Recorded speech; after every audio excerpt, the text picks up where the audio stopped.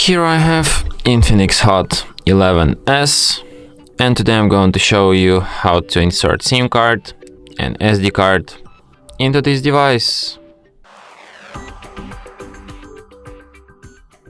So firstly, you will need to get this kind of tool to eject the SIM card and SD card slot, which is located right here. So what you have to do is to put the tool inside the hole next to the slot, and the slot will pop out.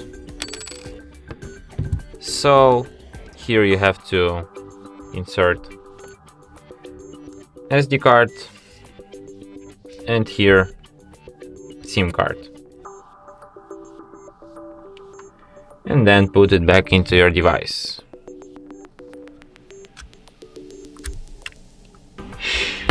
And as you can see, it immediately requires PIN code to my SIM card. Or it's not. Okay, I don't have any PIN on my SIM card, but I can demonstrate you that SIM card is detected by going to SIM cards and mobile.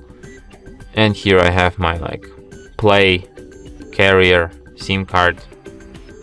So yeah. And to demonstrate you that SD card is also detected, here I have this notification: SD card found, tap to set up. So yeah.